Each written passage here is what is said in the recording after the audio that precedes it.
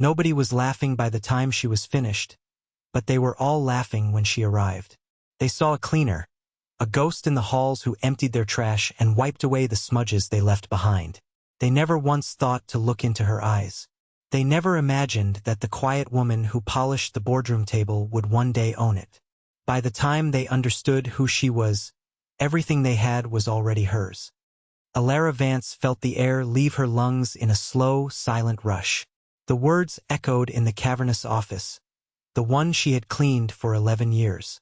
Julian, the man she had loved for 5 of those years, the man who had promised her a future, stood before her with an expression she had never seen on his face before. It was a look of complete and total indifference, as smooth and cold as the marble floor beneath her worn shoes. "It's a promotion, really?" he said, his voice a polished murmur. He gestured vaguely around the opulent space, his hand adorned with a gold watch she had helped him pick out for his 30th birthday. "We're expanding the facilities management team. You'll be overseeing the entire West Wing. More responsibility." Her mind struggled to catch up. A promotion? But he was telling her to clear her things from this office, from Mr. Thompson's old office that she had cared for like a shrine since the founder's passing. She was the only one who knew how he liked the books arranged, the precise angle of the leather chair, the way the afternoon sun hit the silver frame holding a picture of his late wife. "But this is Mr. Thompson's office," she whispered, the words feeling foreign and weak. I was his personal assistant. I manage his estate files." Julian let out a soft, pitying sigh. It was a sound more insulting than a shout. "Alara, darling, Mr. Thompson is gone. It's been a year. The company has moved on. I have moved on. I'm the CEO now, and I need my office. This office." The pieces began to click into place, each one a sharp, painful shard. He wasn't promoting her. He was exiling her. He was taking the last piece of Mr. Thompson she had, the last space where she felt connected to the man who had been more of a father to her than her own. "You're firing me?" she asked, her voice trembling just once. "Of course not," he scoffed, waving a dismissive hand. "I'm reassigning you. You're a cleaner, Alara. A very good one. This is what you do. We need you downstairs with the rest of the custodial staff. It's where you belong." He smiled then, a tight, thin-lipped expression that didn't reach his eyes. "Besides, my fiancée will be helping me redecorate. She has a much better eye for these things." Fiancé. The word hit her with the force of a physical blow. She stumbled back a step, her hand flying to her mouth. They weren't engaged. He had told her they were waiting, that the timing wasn't right. He had told her he loved her just last week. "Fiancé?" she repeated, the sound choked. Julian's expression finally hardened, the mask of polite condescension dropping away to reveal the raw cruelty beneath. "Yes, Amelia, you've met her. From the marketing department. We've been together for 6 months. I thought it was best you heard it from me." He glanced at his watch. "Now, if you don't mind, I have a board meeting. Please have your personal effects cleared out by the end of the day. The new supervisor will have your updated schedule." He turned his back on her then, walking over to the large window that overlooked the city. He owned this view now. He owned this office. He owned this company, or so he thought. He had taken everything. She stood there, frozen, in the center of the room. Her heart hammered against her ribs. A frantic, trapped bird. 11 years. She had given this company 11 years of her life. She had started as a night cleaner, a shy 19-year-old girl trying to make her way in the world. She had worked her way up, not through ambition, but through diligence and a quiet competence that one person had noticed. Mr. Harold Thompson, the founder, the legend. He had seen her. He had seen the way she organized the supply closets, the care she took with the office plants, the intelligence in her eyes when she thought no one was looking. He had pulled her out of the shadows and into the light of his world. He had made her his personal assistant, but the title was a poor descriptor for what she had become. She was his confidant, his memory keeper, his right hand. She managed his schedules, yes, but she also read him his favorite books when his eyes grew tired. She listened to his stories about building the company from nothing. She learned every facet of the business not from a textbook, but from the man who had built it with his bare hands and a brilliant mind. And she had fallen in love with Julian, Mr. Thompson's handsome, charming protégé. Julian, who had seemed so different from the other executives. He had been kind to her, or so she had thought. He had brought her coffee, asked about her day, and looked at her with an intensity that made her feel seen. When Mr. Thompson fell ill, Julian had been her rock. After he passed, Julian had held her while she cried. How had she been so blind? The kindness had been a tool. The love had been a lie. It was all a means to an end. He had used her proximity to Mr. Thompson, used her knowledge, used her love to climb his way to the top. And now that he was there, he was discarding her like the trash she used to collect. "You're just the cleaner Elara." He had said it lightly, but the words were branded onto her soul. "It's where you belong." A coldness began to spread through her veins, extinguishing the fire of her heartbreak and leaving behind something hard and sharp. It was grief, but it was also anger. A deep, glacial anger that settled in the pit of her stomach. He had underestimated her. They all had. They saw the uniform, the quiet demeanor, and they saw a servant. They never bothered to look deeper. She looked around the office one last time. Her gaze fell upon the bookshelf, filled with Mr. Thompson's leather-bound first editions. Her eyes scanned the titles, landing on one in particular. It was a thick, unassuming ledger, bound in dark green leather. It looked like just another old book. But it wasn't. Mr. Thompson had called it his Book of Truths. It contained every deal, every promise, every private note he had ever made. And it contained something else. A secret he had entrusted only to her, a failsafe he had put in place years ago, just in case his faith in his chosen successor was ever misplaced. Julian thought he had won. He thought he was the king of this castle. He had no idea he was just a temporary resident, a guest in a house that belonged to someone else entirely. Elara took a deep, steadying breath. She would not cry, not here. She would not give him the satisfaction. She walked over to the desk, her movements calm and deliberate. She picked up the few personal items she kept there.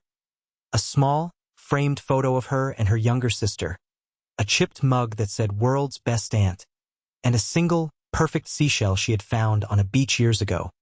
Then her eyes locked on the green leather ledger. Her hand hovered over it for a moment. Julian was still at the window, his back to her, talking on his phone, already conducting his new empire. He didn't even notice. With a smooth, practiced motion, she slid the ledger off the shelf and slipped it into her large, worn tote bag. It settled at the bottom with a soft, reassuring thud. She walked out of the office without a word, her back straight, her head held high. The door clicked shut behind her, a sound of finality. But it was not her ending. It was his. The war had been declared, and Julian didn't even know he was a soldier. He thought he was a king, but he was about to find out he was nothing more than a pawn in a game started long before he arrived. And the quiet cleaner he had just dismissed? She was the queen. The elevator ride down to the basement felt like a descent into another world. The plush carpets and warm wood paneling of the executive floor gave way to polished concrete and stark, fluorescent lighting. The air smelled of industrial cleaner and damp earth. This was where he had sent her, back to where she had started. She found the custodial supervisor, a gruff man named Sal who looked at her with a mixture of pity and suspicion. He handed her a new uniform and a keycard. "Your locker is number 42, he grunted. "Shift starts at 6. Don't be late." Elara nodded, unable to speak past the lump in her throat. She went to the locker, the cold metal a stark contrast to the warm mahogany of her old life. She placed her tote bag inside, the weight of the ledger a secret anchor in the storm of her emotions. She spent the rest of the day in a daze, going through the motions of her old job. She cleaned bathrooms, emptied trash cans, wiped down tables in the cafeteria. With every menial task, Julian's words echoed in her head. "It's where you belong." Each wipe of her cloth felt like a sharpening of the blade of her anger. Each bag of trash she tied off felt like her sealing his fate. She saw them once, from across the lobby.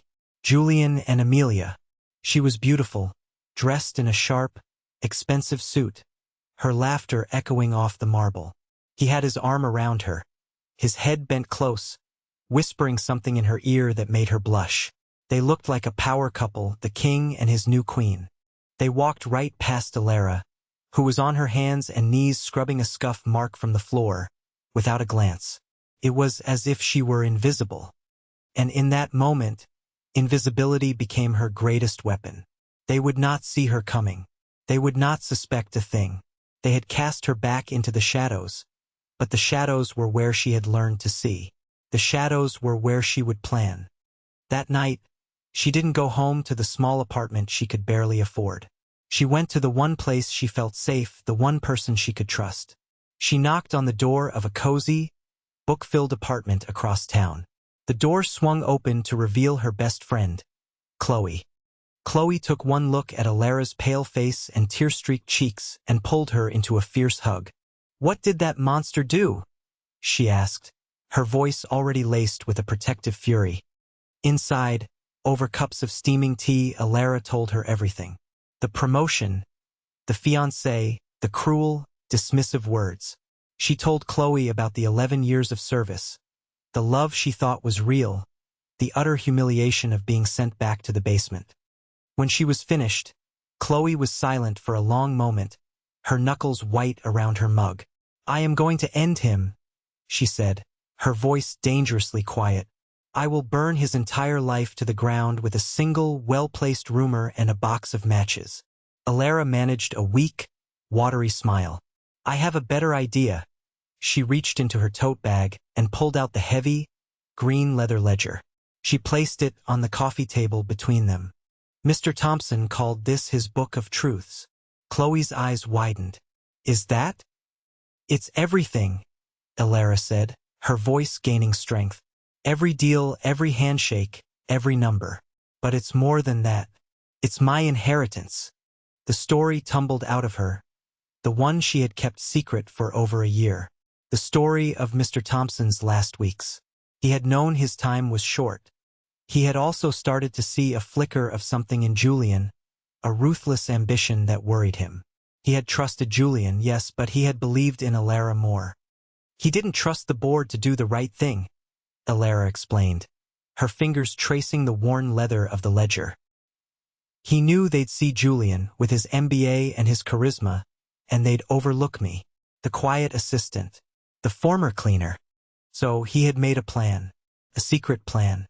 In the final weeks of his life, with the help of his oldest and most trusted lawyer, he had systematically transferred his controlling shares of the company 51% into a private trust. A trust that was to be managed by his lawyer until 1 year after his death. And then, Chloe breathed, leaning forward. "And then," Alara said, opening the ledger to the last, notarized page, "ownership of the trust and therefore the company transfers to me." She pointed to the signature line, her own name written in a shaky but determined hand, next to the familiar, bold script of Harold Thompson. Chloe stared at the document, her jaw slack. "Alara, you own the company. You own all of it." Ido, Alara whispered. "As of 2 weeks ago. Then what are you waiting for? March in there tomorrow and fire him. Have him frog-marched out by security. I'll bring the popcorn." "No," Alara said, her voice firm. The tears were gone, replaced by a cold, hard resolve. "That's not enough. He didn't just fire me. He humiliated me. He tried to erase me. He took my love and my trust and ground them into dust. A simple firing is too kind." She looked at her friend, her eyes glinting in the lamplight. "Mr. Thompson didn't just give me his company. He gave me his knowledge. He taught me how he thought. He taught me that business isn't just about money. It's about people. And it's about justice." She tapped the ledger. "Julian thinks all the records were digitized. He thinks the old ways are gone. He doesn't know this book exists. He doesn't know it contains the original financials, the real numbers, before he started cooking the books." Chloe's eyes lit up with a dawning, vicious understanding. "Cooking the books?" You think he's committing fraud? I know he is, Alara said. I saw the discrepancies even before Mr. Thompson died. Small things. Padded expense reports, inflated project budgets. I tried to tell Mr. Thompson, but he was too sick. He told me to watch, to learn, and to wait. He said, "Greed is a hungry animal, Alara. Let it eat until it's fat and slow. It's easier to catch that way." A slow, wicked grin spread across Chloe's face. "Oh, this is so much better than matches. So what's the plan, Madam CEO?" Alara leaned back, a sense of power she hadn't felt in years beginning to fill her.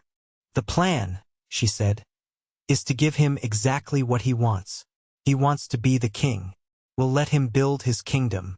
We'll let him get comfortable on his throne. We'll let him invite all his friends to the castle for a grand celebration." She paused, her gaze distant and focused. "And then, when he is at his most arrogant, at his most powerful, in front of everyone who matters to him, I'm going to burn his kingdom to the ground.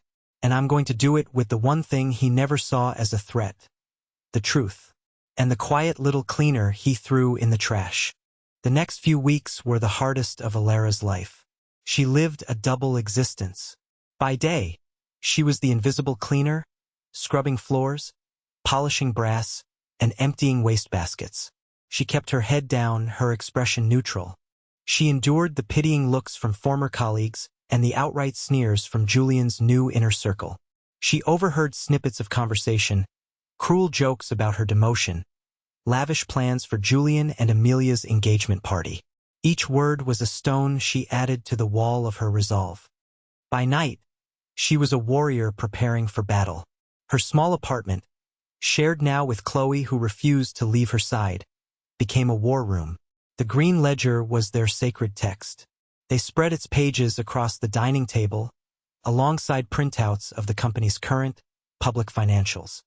The fraud was more extensive than she had even imagined. It was a complex web of deceit. Julian had been siphoning money from the company for years, funneling it into a shell corporation he had set up under a false name. He was inflating profits to impress the board and secure his position, while simultaneously draining the company's actual cash reserves. He was, in effect, hollowing out the empire he claimed to be building. "He's going to run it into the ground," Chloe said one night, staring at a spreadsheet that showed a terrifying deficit. "He's a parasite. That's why Mr. Thompson did what he did," Alara replied, her voice grim. "He knew. He saw the rot starting to form. They needed more than the ledger. They needed current proof, irrefutable evidence that would stand up not just in a boardroom, but in a court of law." Alara remembered the lawyer Mr. Thompson had used, the one who had managed the trust. Mr. Davies, a quiet, old-school gentleman who valued integrity above all else. She made the call. She met him in his dusty, wood-paneled office, a place that smelled of old paper and quiet dignity. She laid out the ledger, explained the situation, and showed him what she and Chloe had uncovered. Mr. Davies listened patiently, his steepled fingers hiding his mouth. When she was done, he looked at her over the top of his spectacles, his eyes sharp and assessing. "Harold was right about you," he said, his voice a gravelly rumble. "He said you had a spine of steel hidden under all that modesty." He leaned forward. "What Julian is doing is not just immoral, it's highly illegal. This is wire fraud, embezzlement, securities fraud. He could go to prison for a very long time." He paused. "What do you want to do, Miss Vance?" "I want to expose him," Alara said without hesitation. "But I want to do it at the right time. He and Amelia are hosting an engagement party in 3 weeks. At the top of the Thompson Tower. All the board members will be there, all the investors, all the city's bigwigs. He's billing it as a celebration of the company's new era." A slow smile touched Mr. Davies's thin lips. "Poetic. I like it. But to do this right, we need to be surgical. We need access to the company's internal servers. We need to trace the money transfers to his shell corporation. We need bank records." "I can't get that," Alara said, her heart sinking. "I'm just a cleaner." "You," Mr. Davies said, tapping a long finger on the trust document she had brought, are the majority shareholder and the rightful owner of Thompson Industries. You can get anything you want. We just have to be discreet about how we ask for it.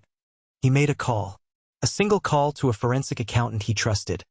A woman known as the Ghost, for her ability to move through digital systems without a trace. He hired a private investigator, a retired cop with a knack for finding hidden assets. Team Alara was growing. The days crawled by. Alara continued her charade. Her hands raw from cleaning chemicals, her back aching from the physical labor. She watched Julian parade through the office like a conquering hero. He had completely redecorated Mr. Thompson's office, replacing the warm wood and comfortable leather with cold chrome and black glass. It looked like the lair of a villain in a movie. One afternoon, as she was cleaning the executive washroom, Amelia came in with two of her friends from marketing. They didn't see Alara in the stall, quietly polishing the fixtures. They were laughing, looking at the enormous diamond on Amelia's finger. "I can't believe he's letting that sad little cleaner still work here," one of the friends said, reapplying her lipstick in the mirror. "It's so pathetic." "Julian says he's keeping her on out of pity," Amelia said with a tinkling, cruel laugh. "Like keeping a stray dog. He says it reminds him of how far he's come. From having to pretend to like that mousy little thing to, well, to me. She was his assistant, right? Did she really think she had a chance?" "Please," Amelia scoffed. "She's background noise. You know what he called her? The Ghost, because she was just there. Never really a person." The blood drained from Alara's face. The Ghost. That was what he had called her. Not with affection, but with contempt. She was an object, a fixture, something to be ignored. The women left, their laughter echoing behind them. Alara leaned against the cool tile of the stall, her knuckles white as she gripped her cleaning cloth. The last flicker of doubt, the last vestige of pity she might have had for Julian, was extinguished. He would get no mercy.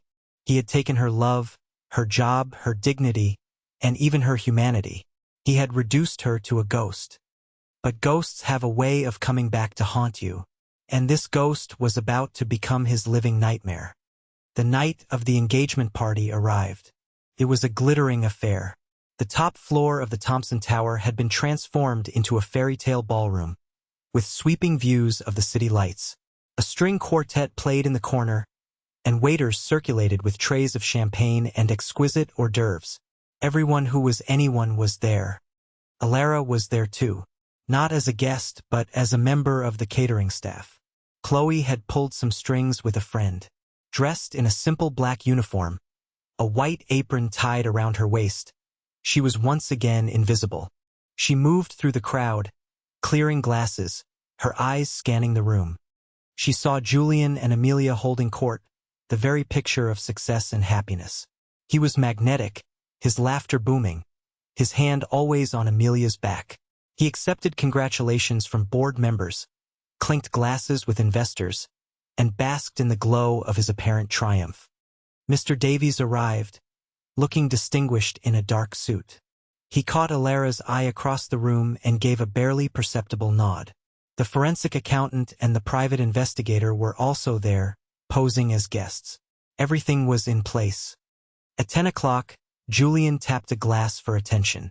The room fell silent. He stood on a small, raised platform, his arm wrapped possessively around Amelia's waist. "Friends, colleagues, partners," he began, his voice smooth and confident.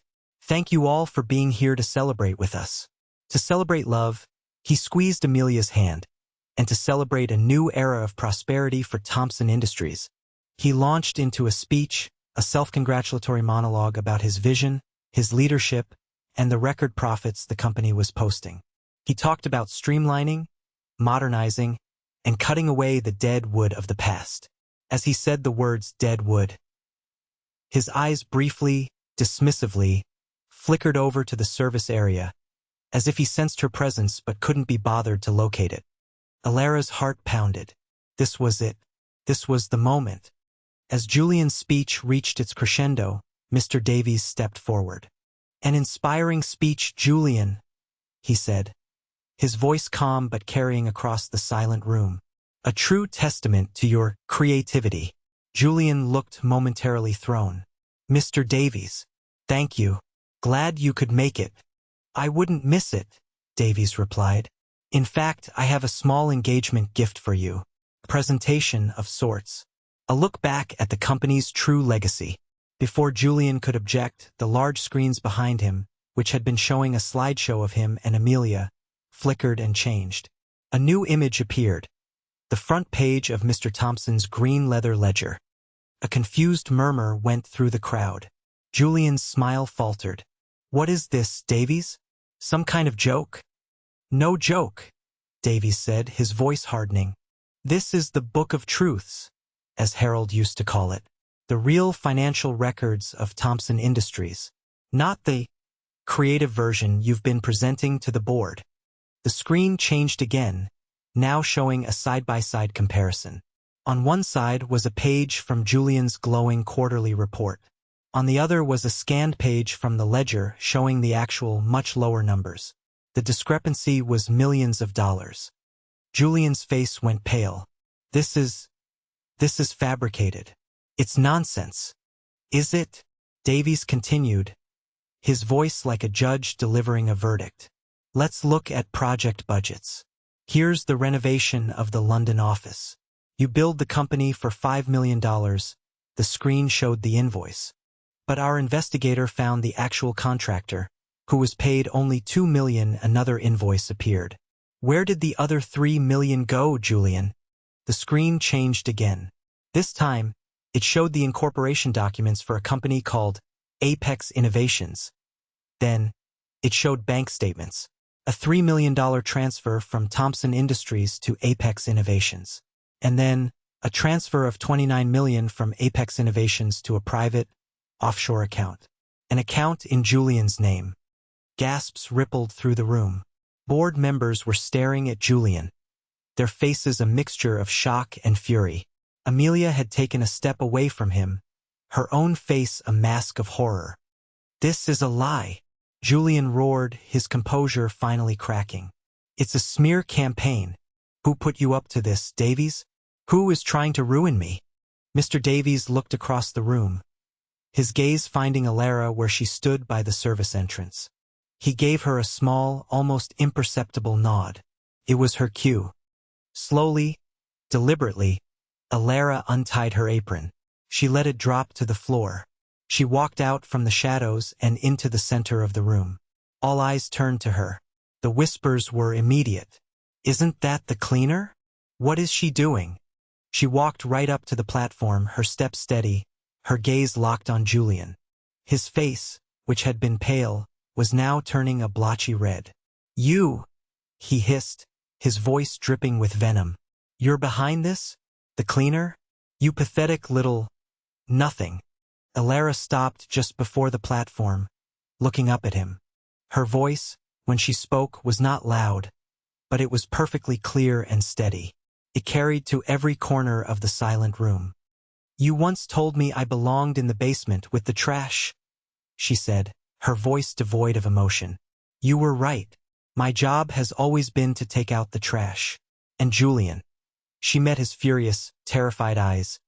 You are the biggest piece of trash this company has ever produced. She turned to the stunned crowd. My name is Alara Vance. For 11 years I worked for this company. For the last 4 of those years, I was the personal assistant and confidant of Harold Thompson. He was more than my boss. He was my mentor and my friend. He saw what Julian was, and he took steps to protect his life's work. She took a deep breath. He didn't just teach me about business. He taught me about value, and he valued loyalty and integrity above all else. Which is why, a year ago, upon his death, his 51% controlling stake in Thompson Industries was placed into a trust. She let that sink in. The silence in the room was absolute, heavier than any sound. You could hear a pin drop on the plush carpet. Julian looked as if he had been turned to stone. Alara turned to Mr. Davies. Mr. Davies, she said, her voice ringing with newfound authority.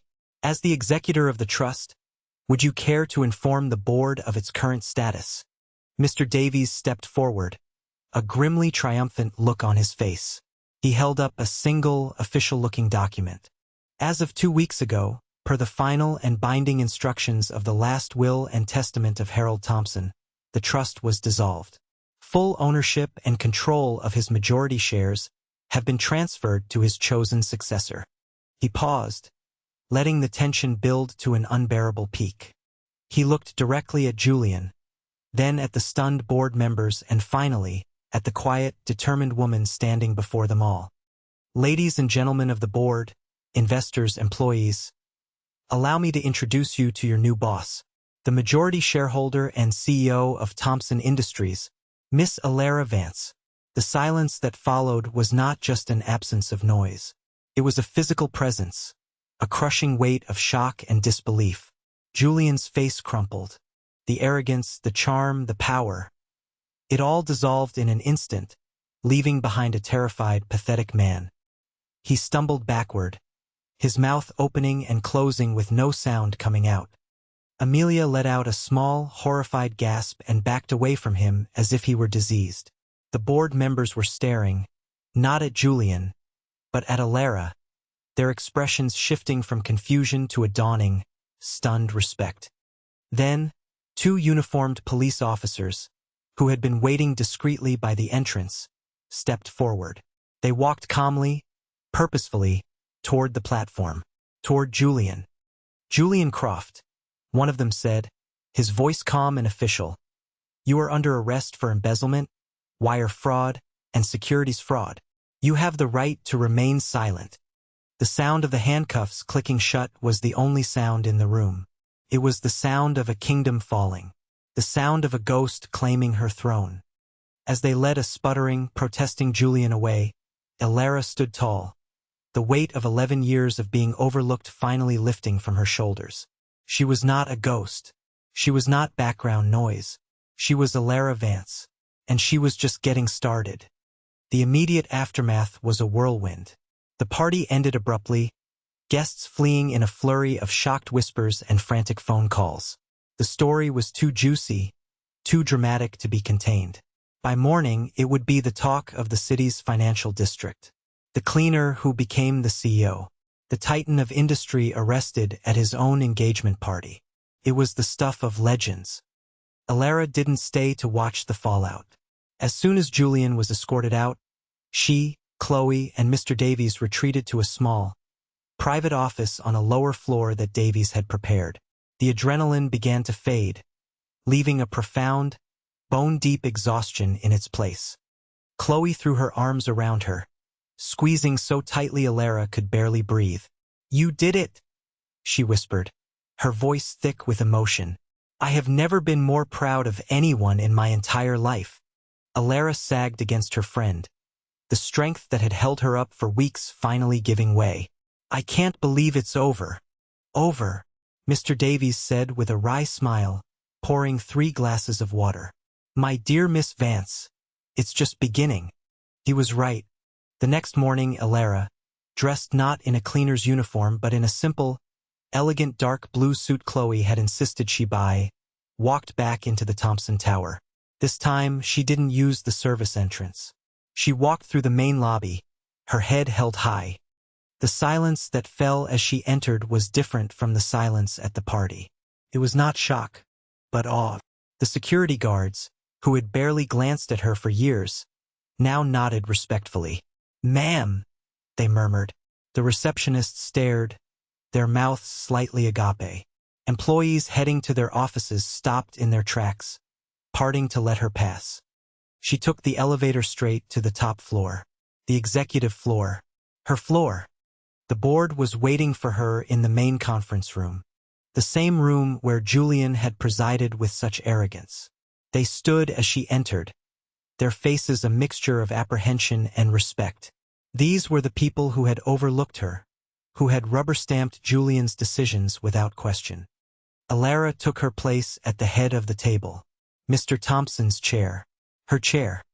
"Good morning," she said, her voice calm and steady. "I know this is an unexpected transition. I want to assure you of one thing. The era of deceit at Thompson Industries is over. As of this moment, We are a company built on transparency, integrity, and a commitment to the values on which Harold Thompson founded this business.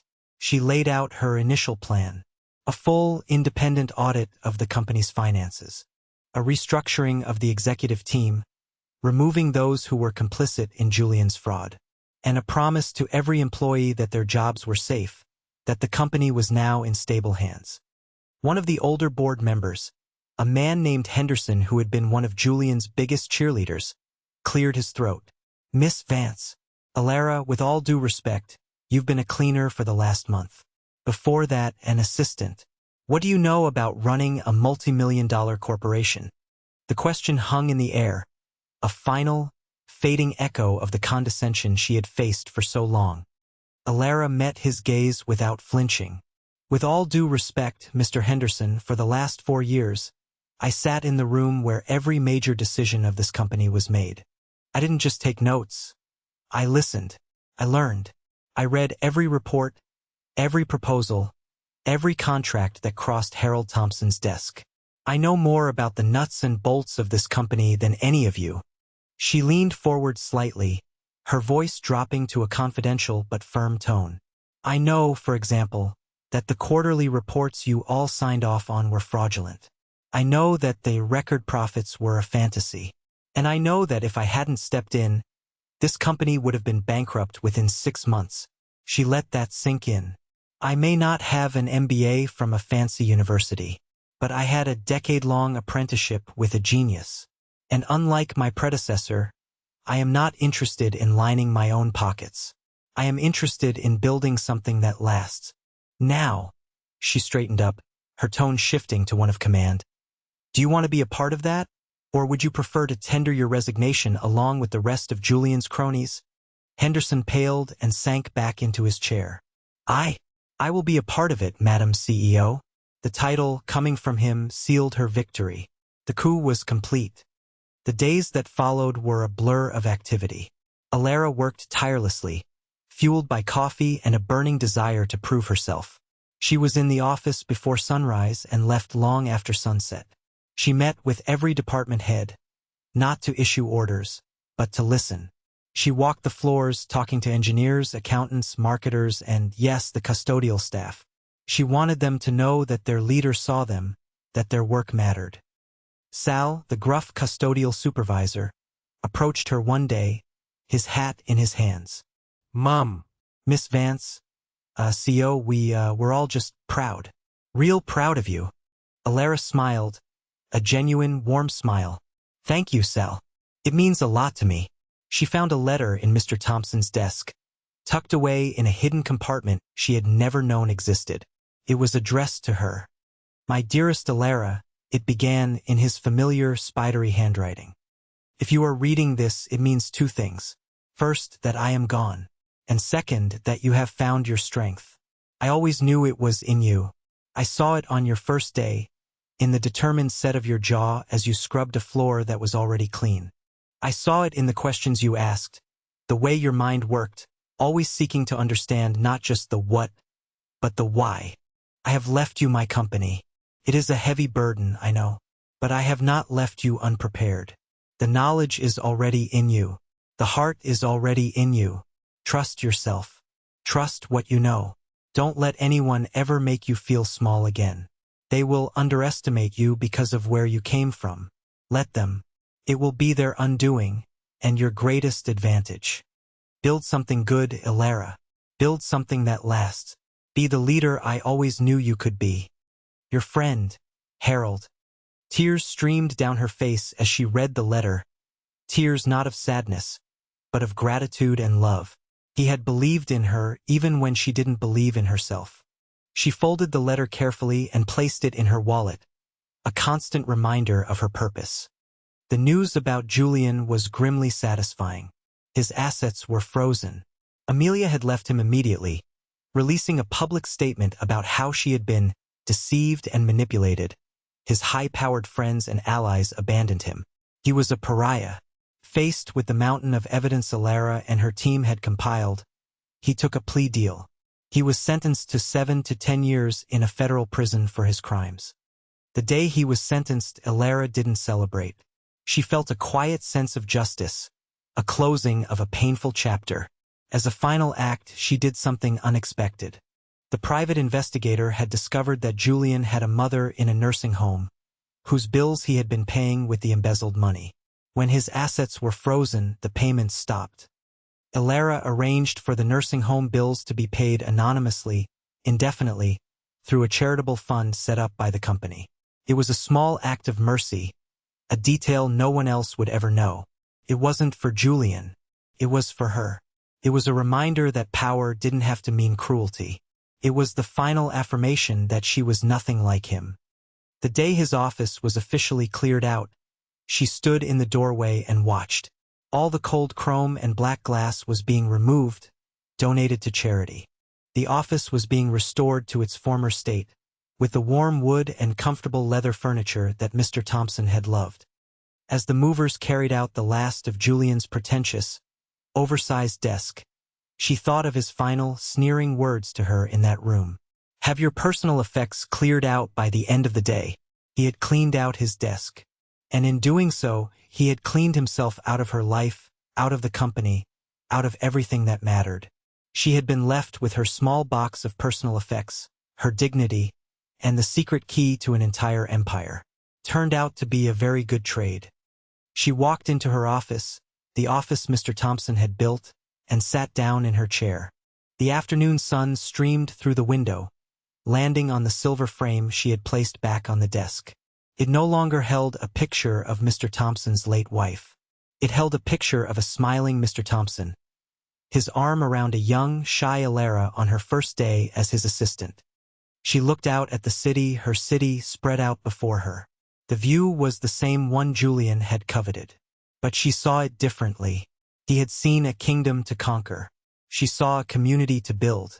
She saw a legacy to honor. And she saw a future that was, finally, entirely her own. A year passed. Then two. The story of Elara Vance's ascension became a local business legend, a cautionary tale whispered in boardrooms about the dangers of arrogance and the power of underdogs. But for Elara, it was simply her life. Thompson Industries, under her leadership, flourished in a way it never had under Julian. She had taken the company back to its roots. She invested in her employees, implementing profit-sharing programs and educational grants. She focused on sustainable, long-term growth instead of flashy, short-term gains. She championed a culture of respect and collaboration. The employees were happier, more productive. The profits, the real profits, grew steadily and honestly. She became one of the most respected CEOs in the city, not for her ruthlessness, but for her integrity. She was known for her quiet confidence, her sharp mind, and her genuine compassion. She launched the Harold Thompson Foundation, a charitable organization dedicated to providing educational opportunities for underprivileged youth, ensuring that other quiet, diligent young people would have the chance to be seen, just as she had been. Her personal life blossomed as well. The scars from Julian's betrayal had been deep, and for a long time, she had kept her heart guarded. She poured all of her energy into her work, finding fulfillment in honoring Mr. Thompson's legacy. Then one day she met Liam. He was an architect, hired by the company to design a new, environmentally friendly research wing. He was kind, intelligent, and had a gentle humor that made her laugh, a real, unburdened laugh she hadn't realized she'd been missing. He knew her story, of course. Everyone did. But he was one of the few people who didn't seem impressed by her title or her wealth. He was impressed by her. He was fascinated by her ideas, her passion for her work, her quiet determination. He saw the woman, not the CEO. He would bring her coffee in the mornings when he knew she was working late, just as Julian once had. But it felt different. There was no agenda, no hidden motive. It was just a simple act of kindness. He would listen to her talk about her day, not with the predatory focus of someone looking for an angle, but with the genuine interest of someone who cared. Their relationship grew slowly, naturally, built on a foundation of mutual respect and admiration. He was patient, understanding that she needed time to learn to trust again. He celebrated her strengths and was a quiet support during her moments of self-doubt. With him, she didn't have to be the powerful CEO or the avenging ghost. She could just be Alara. One evening, they were walking through a park, hand in hand. It was a crisp autumn day, the leaves turning brilliant shades of red and gold. "You're happy, aren't you?" Liam asked quietly, squeezing her hand. Alara looked at him, at his kind eyes and gentle smile, and felt a wave of pure, uncomplicated joy. "I am," she said, and the truth of it resonated deep in her soul. "I really am." She thought back to that terrible day in her office, the day her world had fallen apart. She thought of the humiliation, the heartbreak, the cold fury. It all seemed like a lifetime ago, a story about someone else. The pain had been real, but it had also been a crucible, forging her into the woman she was today.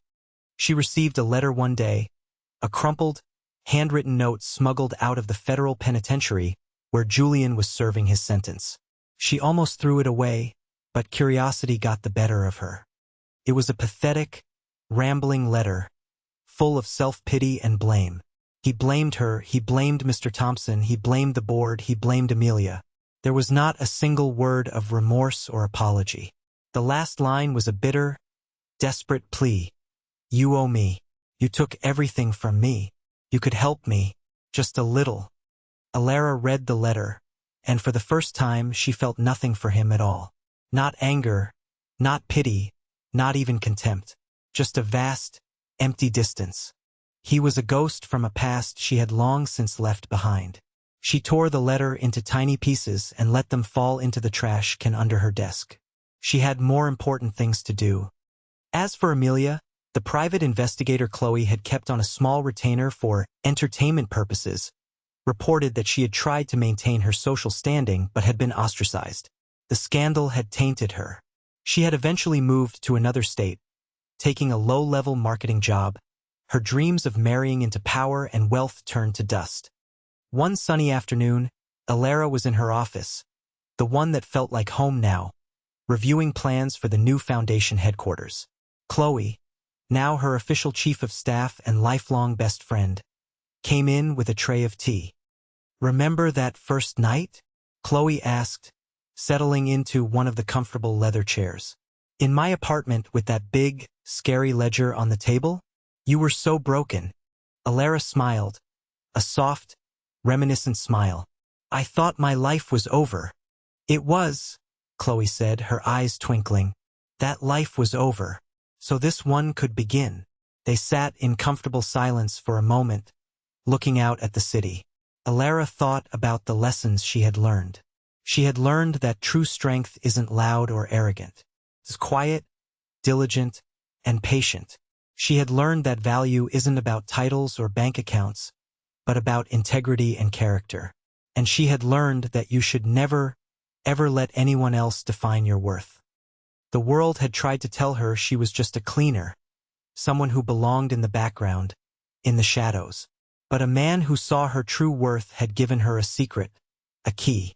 Not just the key to a company, but the key to her own power. He had given her permission to stop accepting disrespect, to trust her own quiet knowledge, and to claim her place in the world. She was no longer the ghost in the halls. She was the foundation. She was living the life she had not just earned, but the life she had truly, wholly, and completely built for herself. And it was more beautiful than anything she could have ever imagined. She was, at last, at peace, living the life she truly deserved. Awoo!